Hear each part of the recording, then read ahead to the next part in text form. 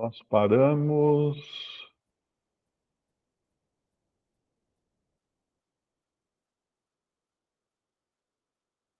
Efésios 6, versículo 18. Efésios 6, versículo 18, ok. Então, depois de apresentar os detalhes da armadura que o cristão tem que ter nesta vida para lutar e se defender das potestades espirituais nos lugares celestiais, ele termina esse relato no versículo 18, orando em todo o tempo, com toda oração e súplica no Espírito, e vigiando nisto com toda perseverança e súplica por todos os santos. Então, na realidade, a oração não é uma peça não é especificamente uma peça da armadura, não é? Mas ela é o combustível para essa batalha. É de onde nós tomamos forças para essa batalha. Por isso que ele fala, orando em todo o tempo, com toda oração e súplica, no Espírito, e vigiando nisto com toda perseverança e súplica por todos os santos. A vigilância faz parte também do combate. Um soldado que fica dormindo em serviço, ele logo é derrotado. Por isso que nós temos que vigiar também. E no versículo 19, Paulo dá uma lição também de humildade aqui, quando ele fala, e por mim, né, orando em todo o tempo, etc. e tal, e por mim. Ué, mas ele não é o super Paulo, ele precisa de orações? Ele precisa de orações. E por mim, para que me seja dada, ao abrir da minha boca, a palavra com confiança, para fazer notório o mistério do Evangelho. Então, Paulo precisava das orações e apreciava as orações dos santos. Eu recebo muitas mensagens, né? Para falar a verdade, para ser sincero, eu não gosto muito de mensagens tipo rasgação de seda, né? Ah, você é maravilhoso, você prega o evangelho muito bem, e bababi, bababá, bababá. Eu não gosto disso porque isso infla o ego. Isso é ruim, né? Quando você elogia muito, você pode elogiar seu filho porque tirou nota boa na escola, você pode elogiar um artista pelo trabalho que ele faz, elogiar um profissional pelo trabalho dele também, mas nas coisas de Deus, o elogio, ele é uma faca de dois gumes, porque ele pode causar tropeço naquele que é elogiado. Ele pode acabar se achando alguma coisa importante. E o que prega, o que ministra, ele é apenas um instrumento numa orquestra. Você vai assistir uma orquestra tocar, aí quando termina lá o concerto, né? Você não vai lá nos bastidores, chega pro violino e fala assim, violino, você tocou muito bem, nossa, violino. Você não vai fazer isso, porque ele é apenas um instrumento. Por melhor e mais caro que seja o instrumento, ele não passa do instrumento. Ele sozinho não toca nada, não faz som nenhum. Ele tem que ter um músico para fazer som. Então, todo servo do Senhor, por trás dele tem o Espírito Santo fazendo o som. E então nós devemos, se tem que dar glória a alguém, é o Senhor, que é o maestro da orquestra, que é o músico que faz sair o som, não é? E eu sempre me lembro de uma historinha, diz que tinha um pregador, ele acabou de pregar, ele desceu do púlpito, né? Ele estava pregando num local, ele desceu, veio caminhando, aí chegou uma senhora, falou para ele assim, irmão, você pregou que era uma maravilha. Eu nunca vi ninguém pregar tão bem quanto você. Aí ele virou para ela e falou assim, obrigado, mas o diabo já falou isso para mim ali atrás, para dizer que ele já tinha sido assediado no seu orgulho pela sua carne e por Satanás. Então, quando Paulo fala, e por mim, orando por mim, ele precisa de orações. Então, eu não gosto de receber elogios, mas eu gosto quando uma pessoa escreve assim: Mário, eu estou orando por você. Puxa vida, lembrou de orar por mim, é desse combustível que eu preciso. Então, por mim, Paulo fala, para que me seja dada no abrir da minha boca a palavra com confiança. Porque o que prega, ele tem que pregar com confiança, para fazer notório o mistério do Evangelho. Deixa eu ver se tem uma outra versão aqui. Para que me seja dada no abrir da minha boca a palavra, para com intrepidez fazer conhecido o mistério do Evangelho, ou o mistério das boas novas, como fala na versão do Darby. Então é isso que um pregador precisa, é isso que um ministro da palavra precisa. Ele precisa de orações. Ele não precisa que encha a bola dele, ele não precisa de tapinha nas costas, ele não precisa ganhar prêmio de oratória. Não, ele precisa de orações. E ele continua depois no versículo 20, pelo qual mistério do evangelho, sou embaixador em cadeias. Sou embaixador em cadeias. Ele estava preso. Ele estava preso, mas ele não se considera um preso de Roma ou do César, do Império. Ele é o preso do Senhor.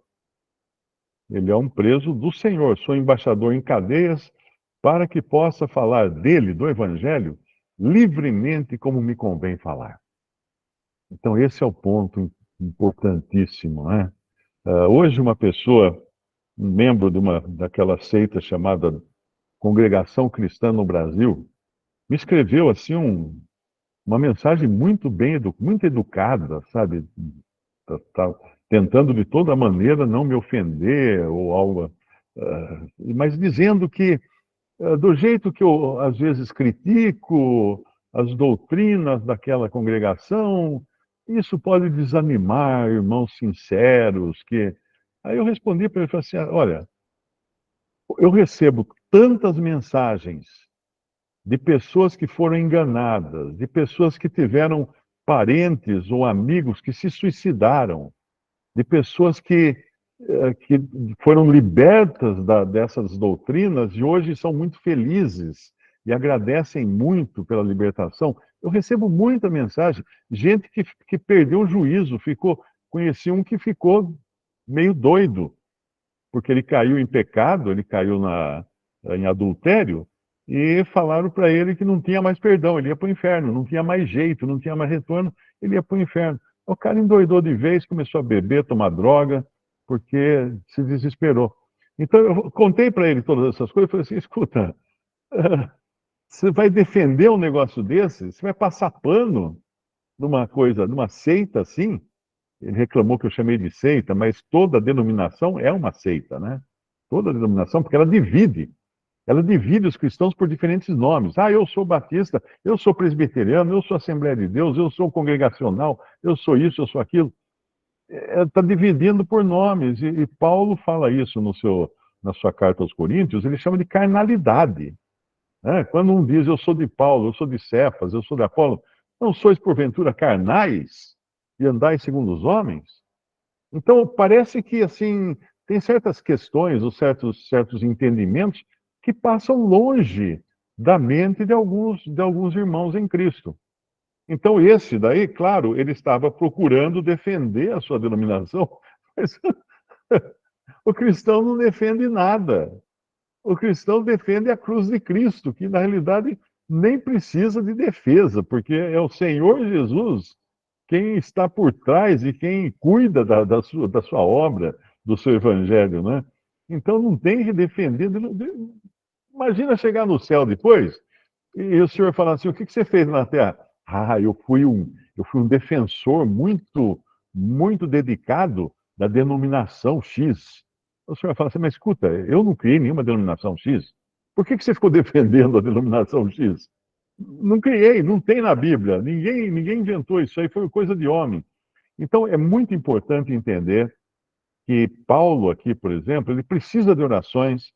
todo ministro da palavra, todo pregador do evangelho precisa de orações, e Paulo era um embaixador em cadeias, e ele queria orações para ele poder falar livremente, como me convém falar. Que era justamente o que esse que me escreveu não queria que eu fizesse, não queria que eu falasse livremente.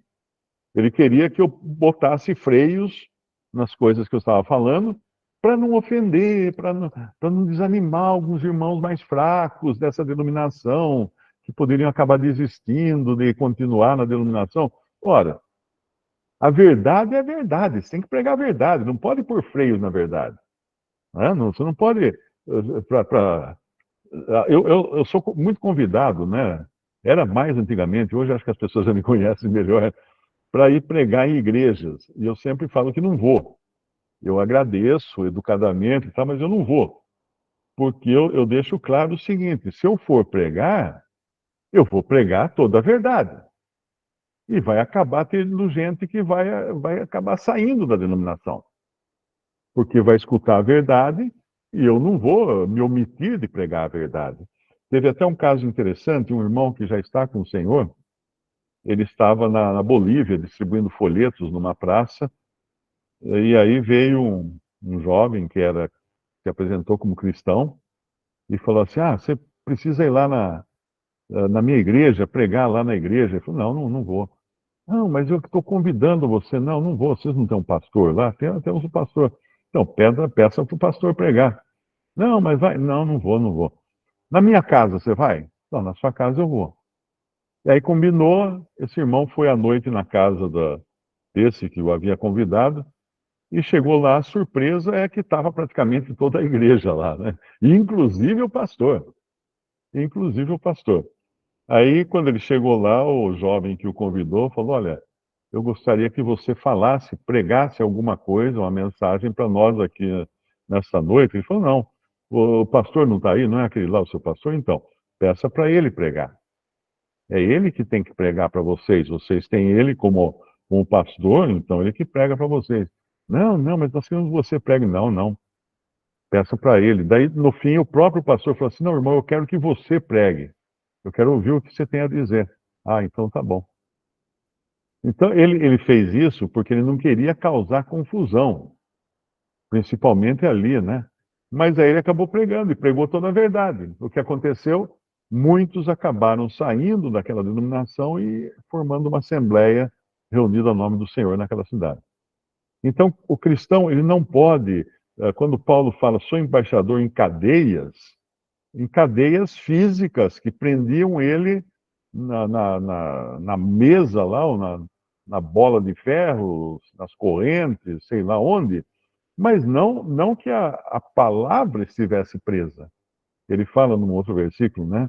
Que o evangelho não está preso, a palavra de Deus não está presa, porque ele quer falar livremente como convém falar. E um cristão não pode ter essas prisões, né, essas algemas, para não poder falar livremente. Porque se ele tiver que agradar homens, né, Paulo não agradava homens, ele procurava agradar o Senhor. Por isso que é muito importante não fazer compromissos, não fazer compromissos nesse sentido, né? E no versículo 21 ele fala: ora, para que vós também possais saber dos meus negócios e o que eu faço, Tíquico, irmão amado e fiel ministro do Senhor, vos informará de tudo. Esse Tíquico aqui, ele aparece várias vezes viajando com Paulo. Ele está lá em Atos 20, quando fala no versículo 4, acompanhou-o até a Ásia, Sópater, de Bereia, e de Tessalônica, Aristarco, e Segundo, e Gaio, de Derbe, e Timóteo, e dos da Ásia, Tíquico e Trófimo. Então aqui estava Tíquico, em Atos 20, acompanhando Paulo. Quando você vai para Colossenses 4, versículo 7, Paulo fala de Tíquico, ele fala: Tíquico, irmão amado e fiel ministro e conservo no Senhor, vos fará saber o meu estado.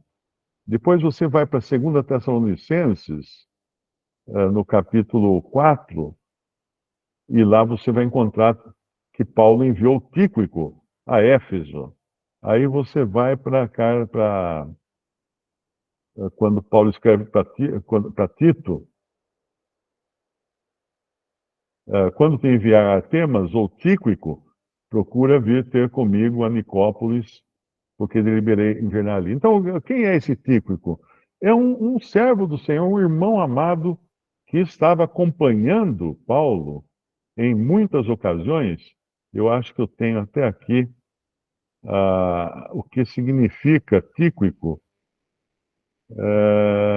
Feliz, sortudo, sortudo. Tíquico era sortudo.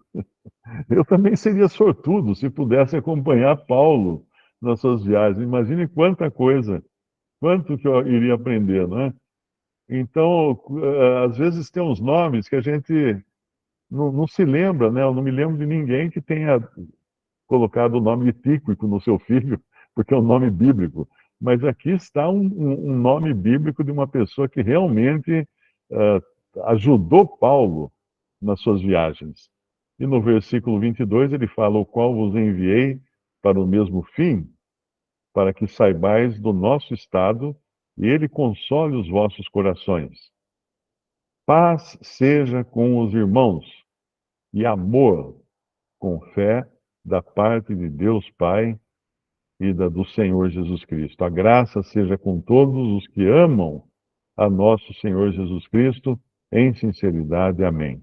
Então, essa é a finalização de Paulo na sua carta aos Efésios, que é uma das cartas mais importantes que nós temos na Bíblia, porque ela nos mostra muita coisa sobre a igreja, a parte que era o mistério que Deus revelou a Paulo do corpo formado por judeus e gentios, que agora não são mais judeus e gentios, porque agora são vistos por Deus como igreja.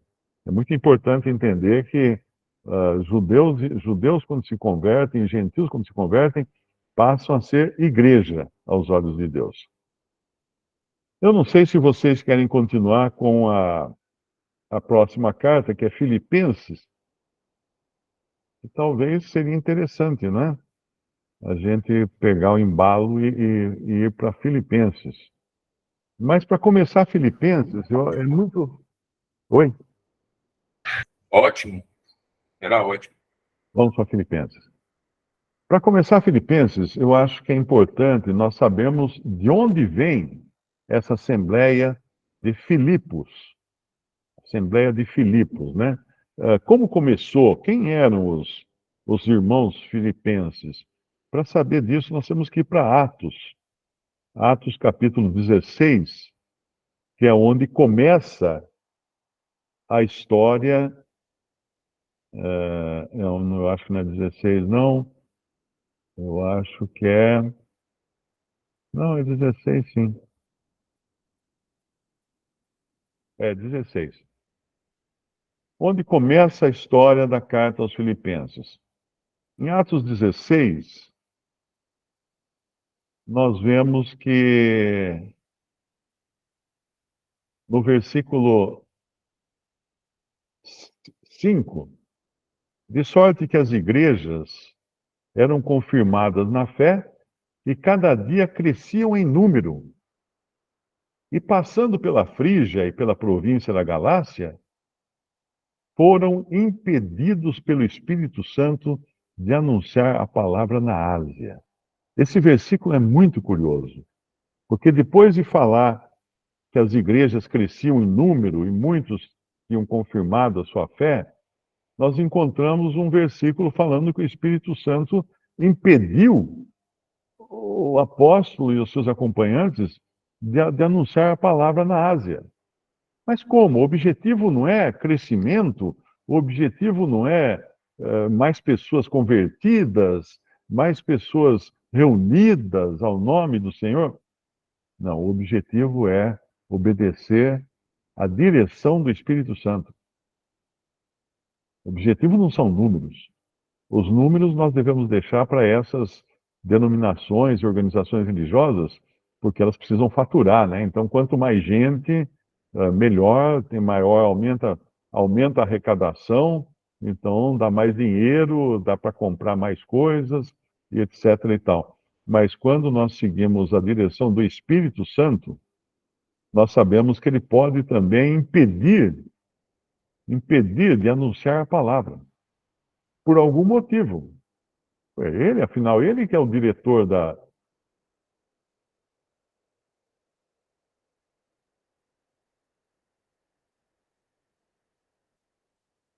De vez em quando tem que fazer uma pausa aqui, porque passa algum menino que tem moto com escapamento aberto, mas ainda não tem filho bebê.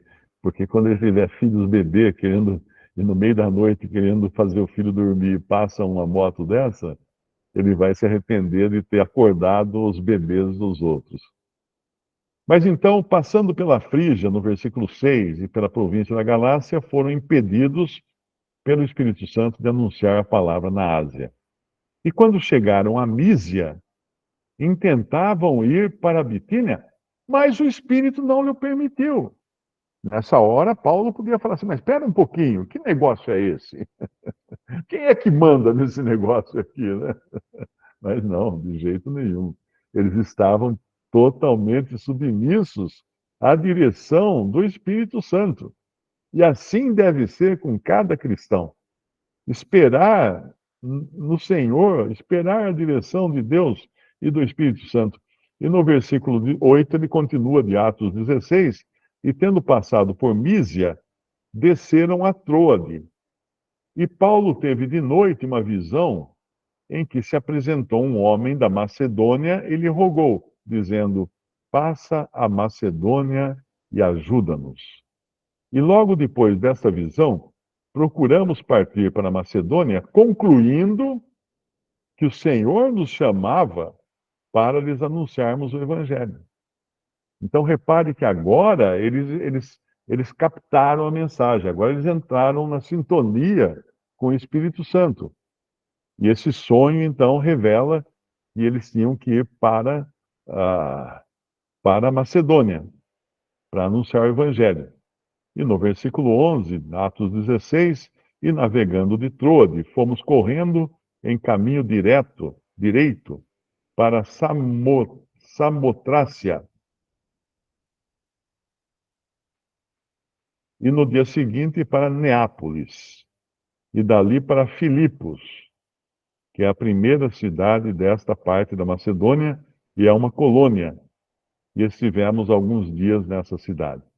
Então eles chegam agora em Filipos, depois de uma viagem que, é claro, isso aqui não era que nem pegar um avião e viajar com ar-condicionado, né? Isso aqui era viajar naqueles barquinhos bem mambembes, enfrentando ventos e tempestades e ondas e perigos até de assaltos, né? Porque tinham piratas também, tinha assaltantes nas estradas. Mas até que no Império Romano existia uma segurança relativa, porque Deus havia. É interessante a gente pensar isso, né? Quando é que o evangelho realmente se espalhou pelo mundo? Quando havia um império que construiu estradas para todas as partes do império, estradas que até hoje existem e são estudadas pelos engenheiros, porque eram estradas de uma engenharia perfeita, com drenagem perfeita, com pavimentação, e essas estradas existem até hoje. Eu passei numa chamada Via Ápia, chegando em Roma, uma estradinha que é a mesma estradinha que Paulo entrou em Roma, quando ele foi preso para Roma. Então, Deus preparou todo o cenário do mundo para que existisse uma internet, né? Uma internet, como assim uma internet? Existisse uma rede de estradas e uma rede de comunicação que permitisse os discípulos viajarem e pregarem para todo canto, em todos os lugares, e mandarem cartas também para as diferentes assembleias.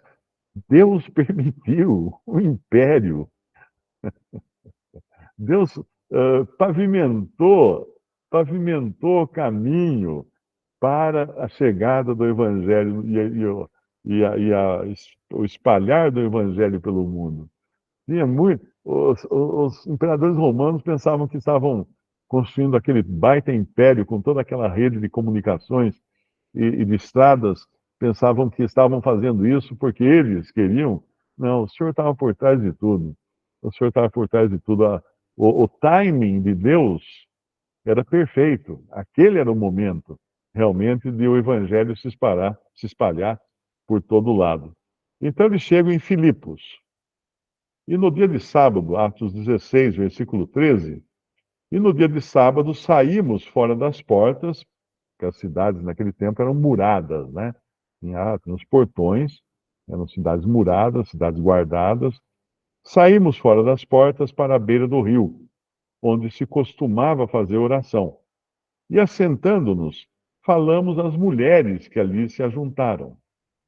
E uma certa mulher, chamada Lídia, vendedora de púrpura, da cidade de Tiatira, e que servia a Deus, nos ouvia.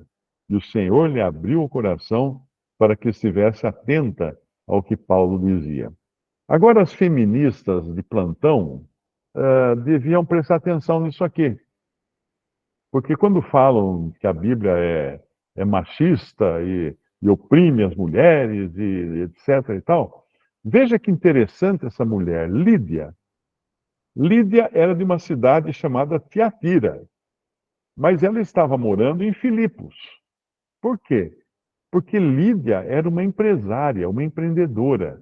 Ela vendia, ela trabalhava com venda de púrpura, que é um pigmento para tingir tecidos.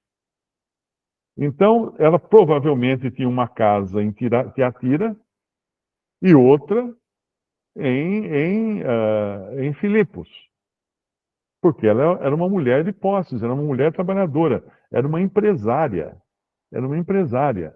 E essa mulher, quando ela escuta o Evangelho, ela dá ouvidos ao Evangelho. Então, se ninguém nunca tinha percebido isso, a Assembleia ou Igreja de Filipos começou com o auxílio de uma mulher. Alguém fala assim, mas Paulo era machista, a mulher não podia falar na igreja, não sei o quê. Não, né? Não podia. Só que Filipos, uma igreja que era Filipos, começou na casa de Lídia. E uma certa mulher chamada Lídia, vendedora de púrpura da cidade de Tiatira, e que servia a Deus, provavelmente ela era uma mulher, não sei se era judia, ou pelo menos era prosélita, uma gentia convertida ao judaísmo.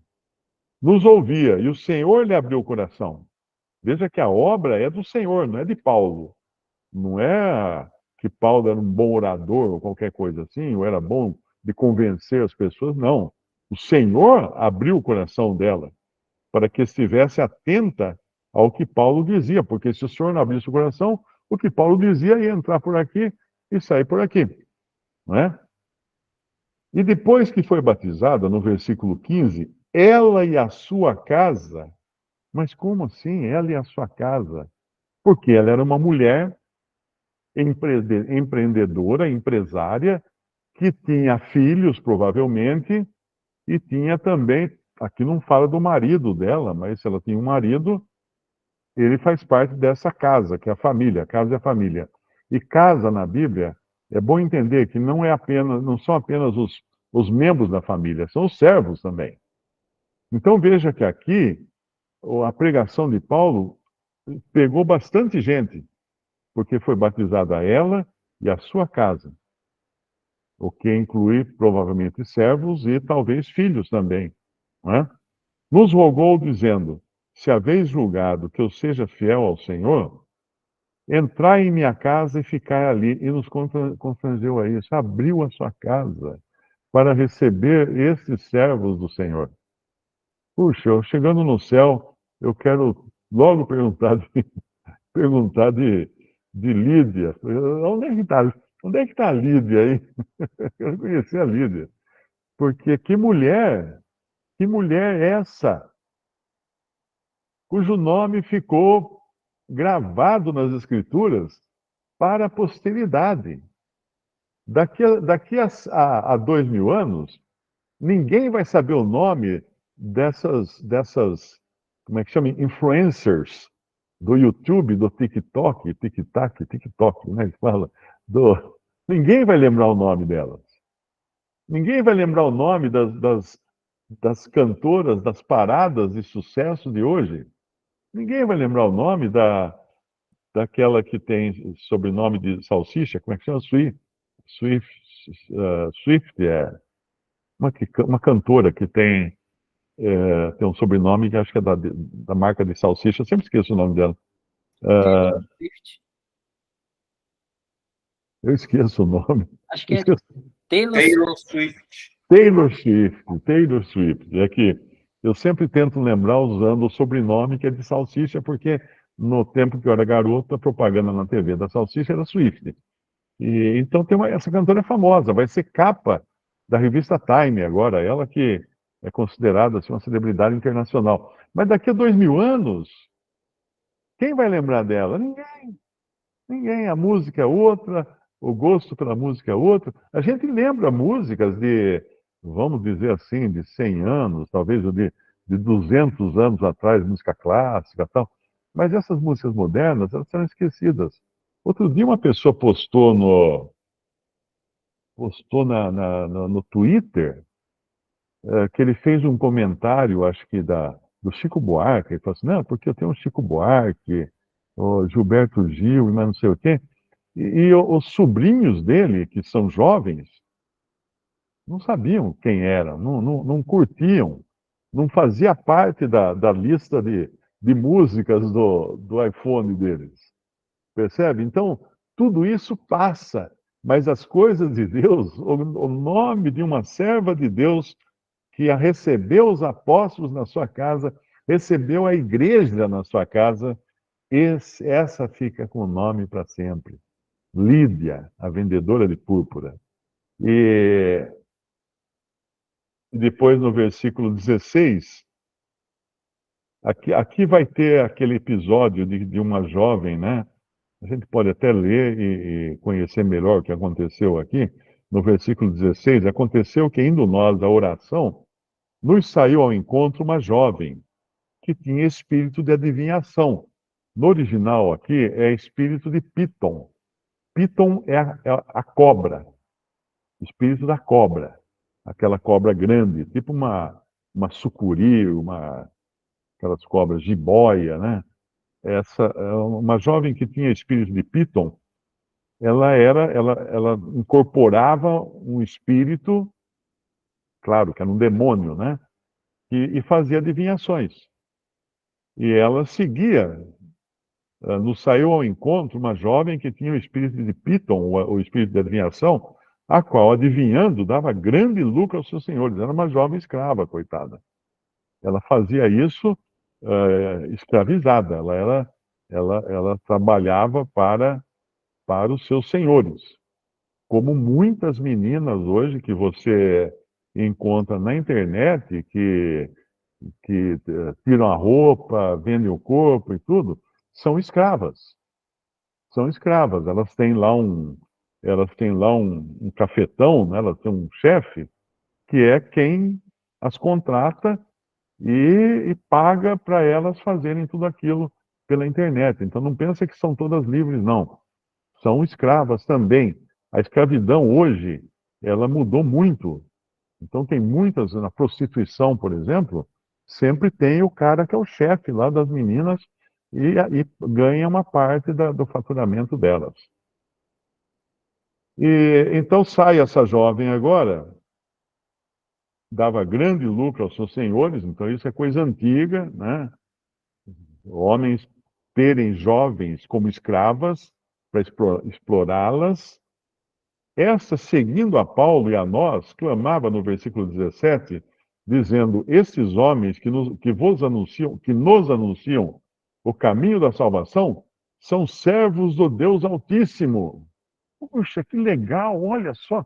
Essa jovem ia na frente deles pelas ruas, proclamando isso para todo o povo. Que maravilha, que propaganda grátis que ela fazia para Paulo e para Silas, né? Nem precisava de carro de som, nem precisava de um trio elétrico para fazer essa propaganda. Esses homens que nos anunciam o caminho da salvação são servos do Deus Altíssimo. É bom isso? Vamos ver. E isto fez ela por muitos dias. Por muitos dias. Mas Paulo, perturbado, porque ele sacou na hora que aquilo era coisa do demônio. Não tinha nada a ver com Deus. Voltou-se, ou virou-se, e disse ao espírito, que possuía a jovem: em nome de Jesus Cristo, te mando que saias dela. E na mesma hora saiu. Aqui tem um ensino interessante, sabe? Primeiro, que Paulo logo identificou que ela não estava sendo guiada por Deus. Porque nós encontramos esse nome, Deus Altíssimo, no Antigo Testamento. Quando os judeus não tinham intimidade com Deus, Deus era chamado de Deus Altíssimo, um Deus distante. Não era conhecido como Deus Pai, mas Deus Altíssimo. Mas nós não encontramos os cristãos já nas cartas e chamando a Deus de Deus Altíssimo, não. Paulo, na sua carta aos Coríntios, fala: há muitos deuses e muitos senhores, mas para nós há um só Deus, o Pai, e um só Senhor, Jesus Cristo. Então, tudo que você quiser usar para chamar a Deus, para se dirigir a Deus também, use Pai. Dirija-se a Deus como Pai e dirija-se a Jesus como Senhor. Você encontra em várias passagens o nome Jesus sozinho, né? Unicamente sozinho. Tipo assim, Jesus subiu da Galileia para não sei aonde, Jesus foi ao templo, ou Jesus entrou na casa de Marta. Você encontra o narrador do Evangelho usando apenas o nome Jesus. Mas quando qualquer um dos discípulos se dirigiam a ele, a Jesus, eles falavam Senhor Jesus. Senhor, ele chamava Jesus de Senhor. Os únicos nos evangelhos que se dirigem a Jesus sem chamá-lo de Senhor são os demônios. Jesus, que temos nós contigo? São os demônios. Os demônios não podem chamá-lo de Senhor, né? Eles não vão querer se colocar nessa condição de submissão. Então, quando você vê, às vezes, um cristão orando, falando assim: Jesus, me ajude, Jesus, eu te peço, Jesus, eu te louvo, Jesus, eu te adoro, está errado. Está errado. Porque no caso de uma evocação, não, o evocativo, você se dirigir a ele, você deve se dirigir a ele como Senhor. Senhor Jesus, eu te adoro. Senhor Jesus, eu te peço. Senhor Jesus, eu te agradeço. Como Jesus. E quando se dirigir a Deus, como Pai. Como Pai. E não com aquelas coisas que alguns aí inventam. Não, tem que falar o nome hebraico, tem que falar o nome não sei o quê. Isso é bobagem. A pessoa não entendeu ainda, porque nós encontramos a instrução clara nas cartas dos apóstolos para chamar a Deus de Pai. Pai, Pai. Todo mundo sabe falar Pai, não sabe? O nenenzinho acaba de nascer, fala pá, pá, pá, pá. Ele já sabe falar Pai. E chamar a Jesus de Senhor. Não é? Não um nome hebraico que ninguém nem consegue falar, e quando fala deve passar vergonha na frente de um judeu, que deve falar errado. É que nem eu querer falar japonês. Falar uma palavra em japonês, eu vou falar tudo errado. Não vai ter jeito de falar certo. Então é muito importante isso aqui. Ela usava um nome que não é usado pelos discípulos no Novo Testamento, porque era o nome de um Deus altíssimo, um Deus distante. Uma outra coisa importante é que ela segue a Paulo por muitos dias, fala, e fez ela por muitos dias. E Paulo, então, chega um momento que ele, perturbado, vira para ela e expulsa o demônio que havia nela. Mas eu pergunto, por que Paulo não fez isso logo no primeiro dia? Porque ele ficou muitos dias tendo que aguentar aquela jovem. Porque ele não tinha o poder, naquele momento, de expulsar o demônio. Percebe que muita gente pensa que as coisas de Deus são que nessas igrejas pentecostais, né? Hoje, às 20 horas, grande noite de milagres. O que é isso? Vocês combinaram com o Espírito Santo? É? Fizeram algum contrato que às 20 horas ele vem aí para fazer curas e libertações? O que é isso? Não tem essa. Um servo do Senhor não manda no Espírito Santo, não manda no Senhor, não marca a hora para ele agir. Paulo precisou humildemente aguardar o momento em que ele pudesse ter poder do Espírito para expulsar esse demônio. Por isso que aí ele expulsa e o demônio saiu dela, e no versículo 19, e vendo seus senhores que a esperança do seu lucro estava perdida, prenderam Paulo e Silas e os levaram à praça, à presença dos magistrados. E apresentando-os aos magistrados, aos juízes, disseram: esses homens, sendo judeus, perturbaram a nossa cidade. Aqui, ó, que perturbaram a cidade. Perturbaram o ganha-pão deles. E nos expõem costumes que não nos é lícito receber nem praticar, visto que somos romanos. E a multidão se levantou unida contra eles, os magistrados, rasgando-lhes as vestes, mandaram açoitá-los com varas, e havendo-lhes dado muitos açoites, os lançaram na prisão, mandando ao carcereiro que os guardassem com segurança. O qual, tendo recebido tal ordem, os lançou no cárcere interior. Ele lhes segurou os pés no tronco. Uma vez eu vi uma foto de um museu, como é que era esse tronco que eles colocavam na prisão e como que os prisioneiros os pés eram presos no tronco. A gente sempre pensa assim que era um tronco com dois buracos, né? E punha os pés ali e baixava um outro tronco também com dois recortes e prendia os pés. Mais ou menos isso. Mas no artigo que eu li, na realidade tem o tronco comprido com esses buracos, né? Embaixo tinha o tronco de cima, com os buracos de cima, só que eles colocavam uma perna de um prisioneiro aqui e a perna do outro prisioneiro por cima dessa, no outro buraco. E depois a perna do outro prisioneiro. Então eles ficavam todos com pernas alternadas, cruzadas, por cima uma do outro, para deixar mais desconfortável possível. Agora, você imagina, uma prisão não era na Suécia, né? Um cárcere dos tempos romanos, não era uma coisa. Hoje você vê aquelas prisões na Suécia, na Suíça, tudo assim arrumadinho, né? Acho que tem TV, tem tudo na cela, né? O cara fica lá de boa só. Não era nada disso. Você imagina, aquilo devia ser cheio de palha, com aquele monte de prisioneiro fedendo, urinando no chão, defecando no chão. Não tinha banheiro, ninguém podia levantar a mão e falar assim: carcereiro, eu quero ir ao banheiro. Não tinha isso. O cara fazia ali mesmo as necessidades.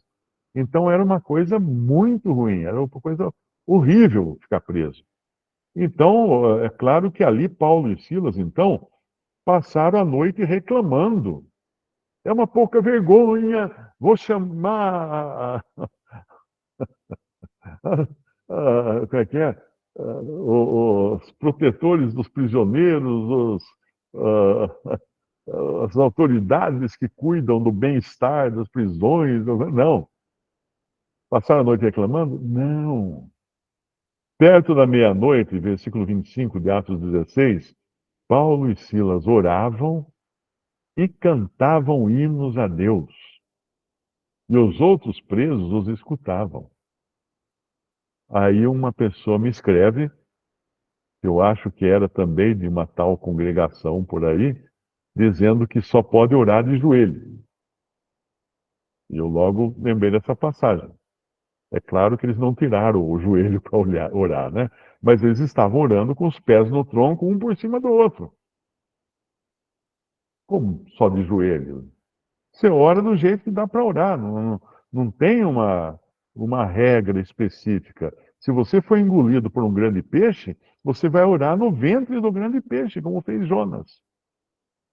Então, aqui, perto da meia-noite, Paulo e Silas oravam e cantavam hinos a Deus, e os outros presos os escutavam.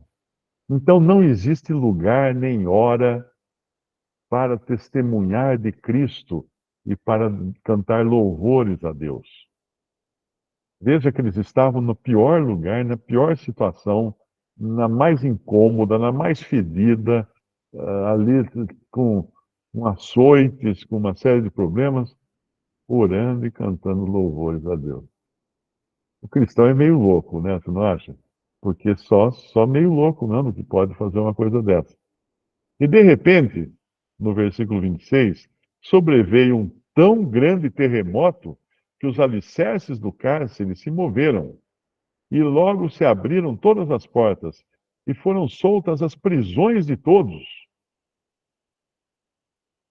Olha o poder de Deus e a intervenção divina nesse caso aqui de Filipos.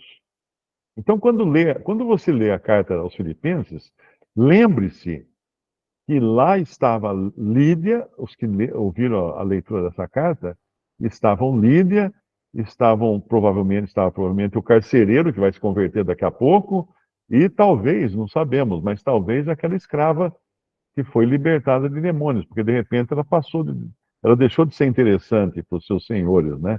Porque ela não fazia mais adivinhações. Então, provavelmente esses três estavam na igreja que estava em Filipos. Agora, pensa o seguinte: eram três pessoas completamente diferentes. Uma empresária, uma escrava e um bruto carcereiro, que devia ser um soldado romano aposentado para ficar cuidando de presos. Três pessoas que não tinham nada em comum. Como elas podiam estar juntas na mesma igreja? Porque você pode falar assim, não, vamos formar uma igreja só de pessoas que gostam de rock, vamos formar uma igreja só de pessoas que não sei o quê. Não. Assim é a igreja de Deus. Pessoas diferentes. Mas com certeza, quando essas pessoas se reuniam, elas tinham comunhão, elas tinham assunto entre elas para conversar. Que assunto? Cristo, a graça de Deus, o perdão dos seus pecados, tudo isso elas tinham porque elas foram salvas por Cristo. E aqui no versículo 26, abriram-se o cárcere, os alicerces do cárcere e tal. O versículo 27 fala: e acordando o carcereiro e vendo abertas as portas da prisão, tirou a espada e quis matar-se, cuidando que os presos já tinham fugido. Por que ele quis se matar? Porque um carcereiro, naquele tempo, ele pagava com a vida a fuga de detentos, que ele deveria estar tomando conta. Como é que o cara deixou os detentos escaparem? Ah, mas teve o terremoto. Ah, não vem com história não, que você está inventando que teve terremoto. Então ele ia ser morto mesmo. De qualquer maneira, ele estava morto. Só que, antes de matarem o carcereiro, iam torturá-lo para ver se ele tinha cúmplices, quem que ajudou a abrir as prisões, quem que ajudou, quanto ele recebeu dos prisioneiros para soltá-los e coisa assim. Por isso que ele quer se matar. Não tem outra saída para ele. Mas Paulo chamou com grande voz, clamou com grande voz, no versículo 28, dizendo: não te faças nenhum mal, que todos aqui estamos.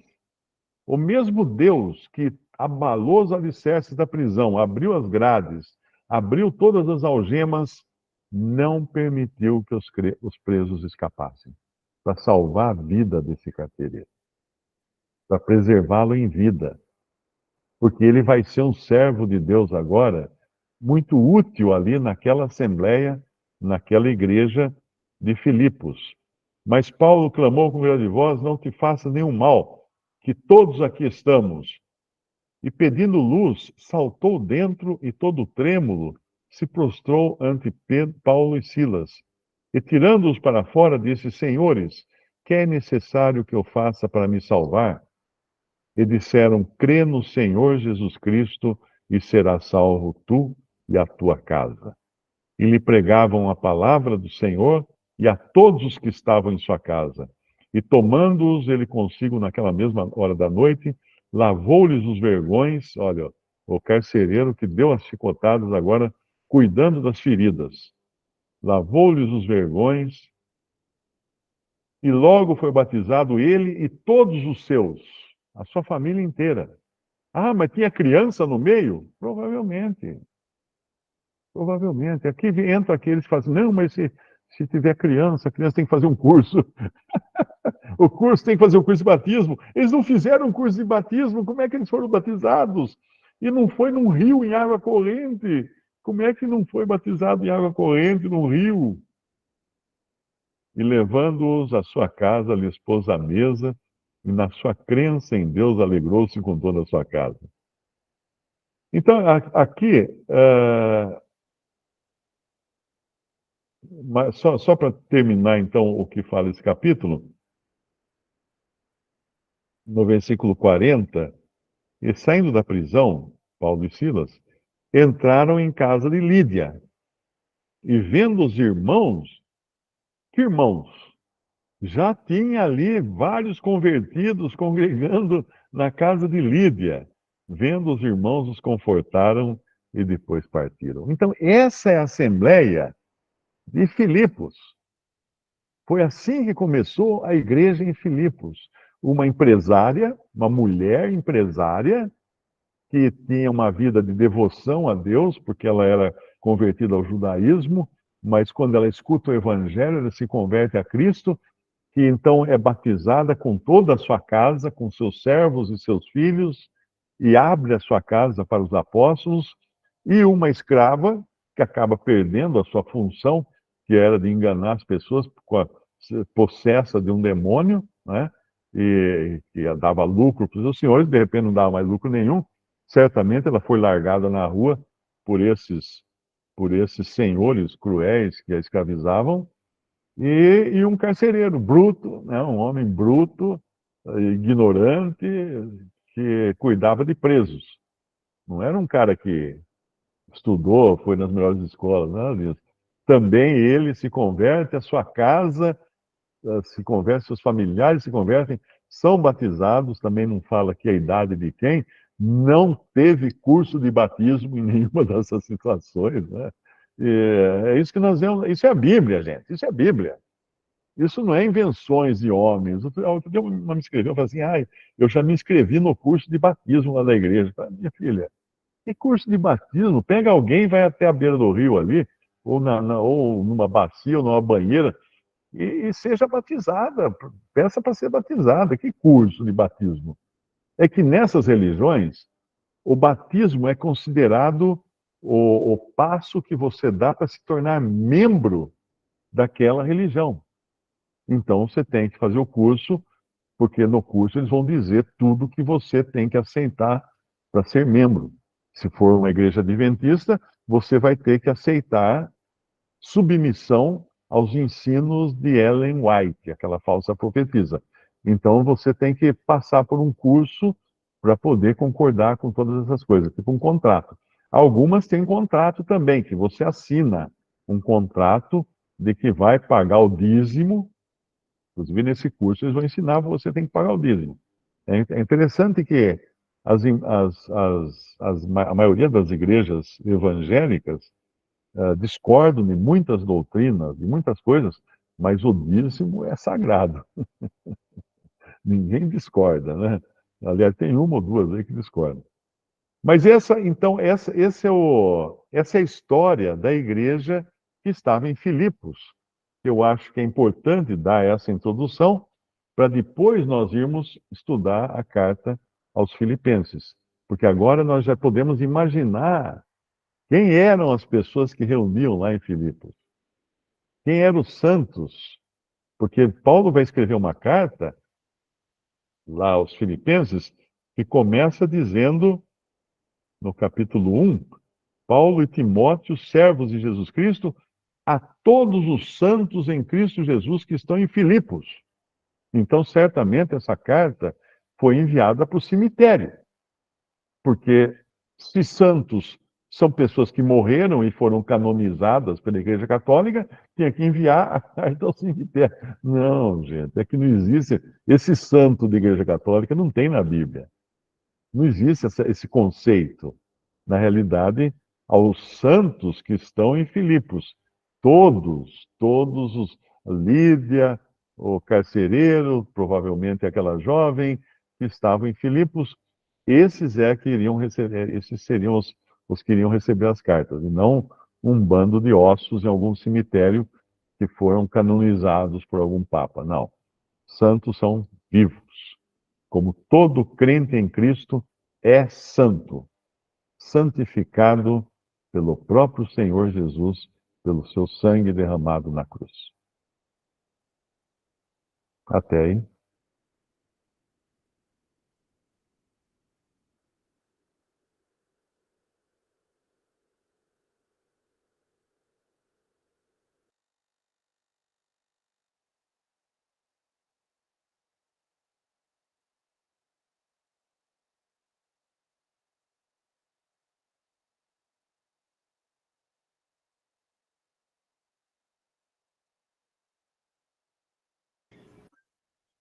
Mário, dá tempo para perguntas ainda? Pode sim.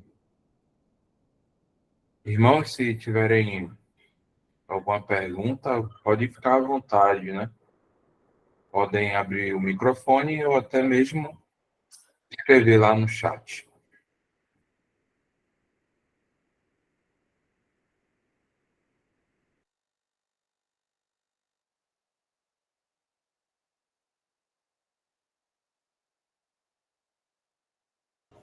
Fica à vontade, irmão.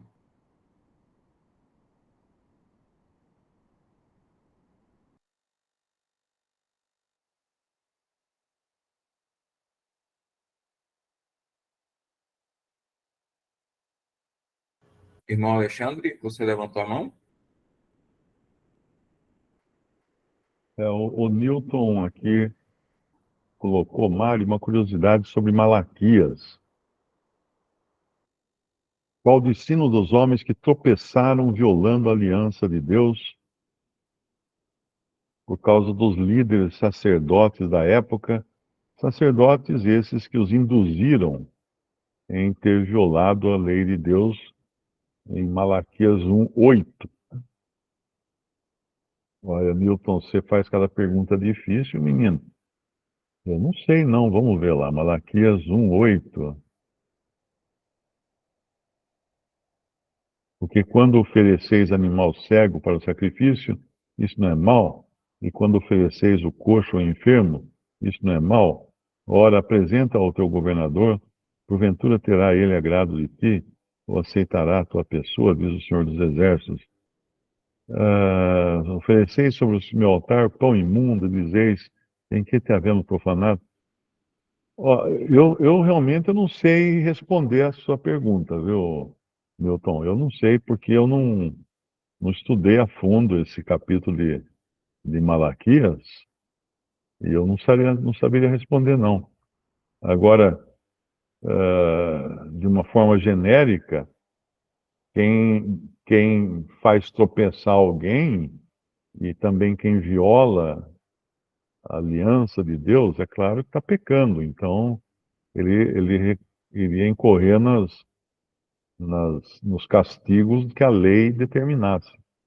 Mas eu acho que você escolheu a pessoa errada para perguntar isso. Você vai ter que procurar um irmão mais conhecedor da palavra do que eu, porque eu realmente não tenho bagagem para responder. E aqui o versículo, a Rita pergunta em Provérbios 28:9, quais as leis se aplicariam nesse contexto? Vamos ver lá em Provérbios 28, versículo 9. Gente, vocês combinaram de me deixar de saia curta aqui hoje? Provérbios 28:9.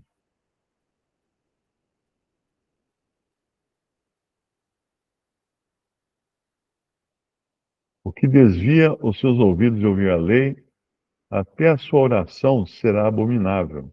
Bom, esse é o incrédulo, né? Deus não escuta a oração do incrédulo. Eu creio que a única oração do incrédulo que Deus escuta é aquela pedindo perdão por salvação, para a salvação. Eu creio que seja assim.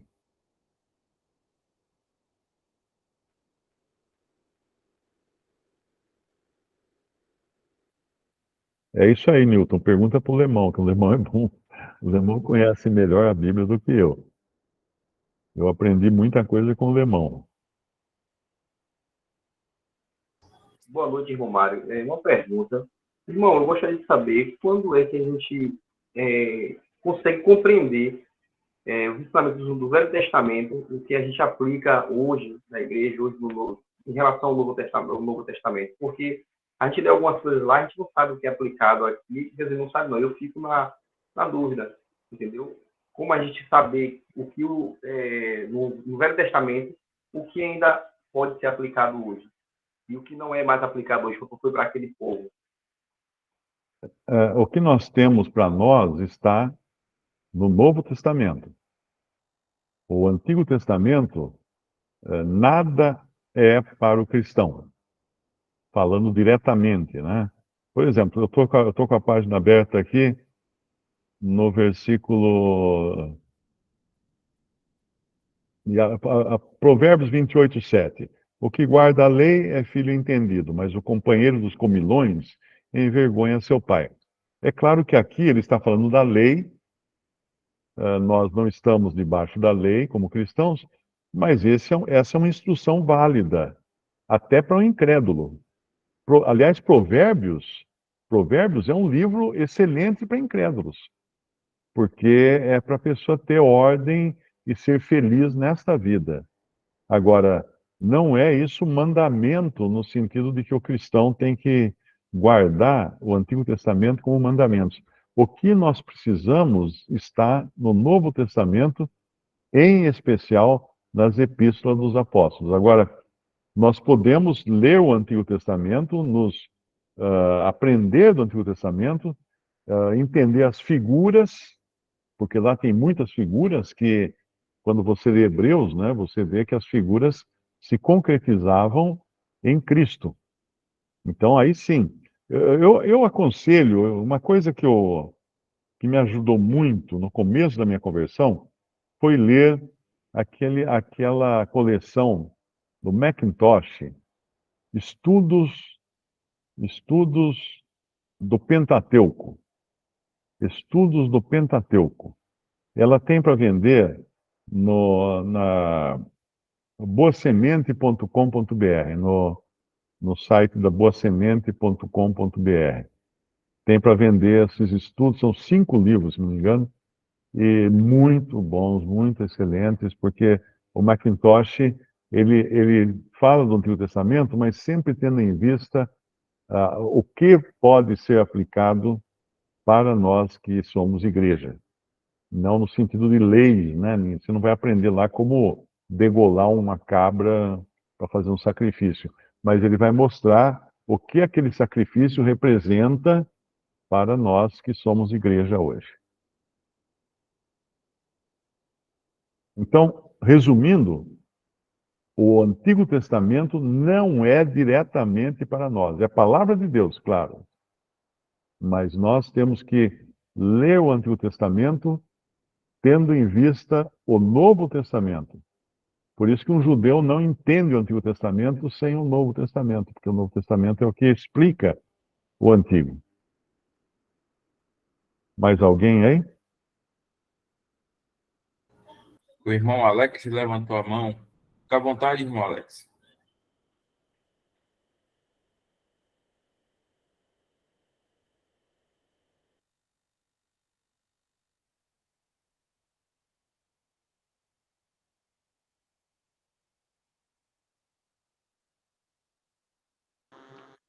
O meu filho velho aqui no celular, pegou de mim.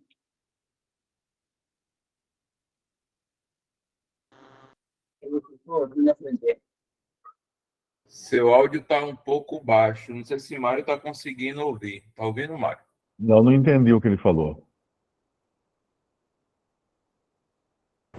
Eu tô falando, foi meu filho que tocou aqui. Meu bebê tocou aqui. Aí eu não vi, agora que você está falando que eu tava vendo aqui, ó.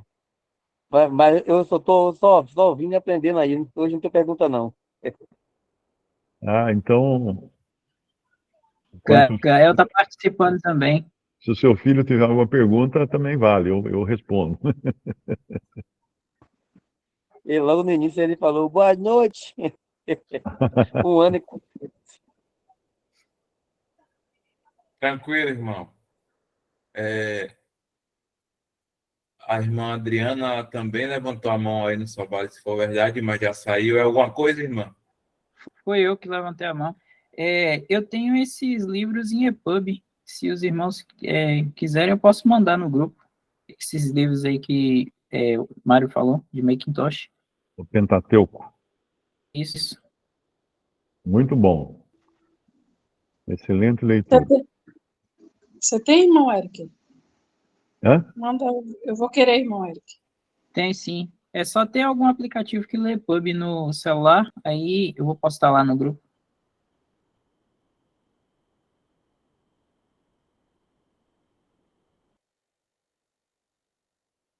Bom, terminamos então? Sim, Mário. Nós creio que não tenha mais perguntas.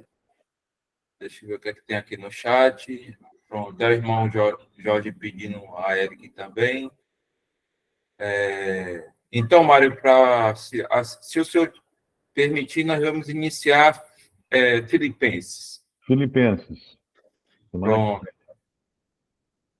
Vou estar pedindo para a irmã Adriana estar tirando aqui a gravação. Eric, você pode estar orando em seguida, para estarmos encerrando? Sim.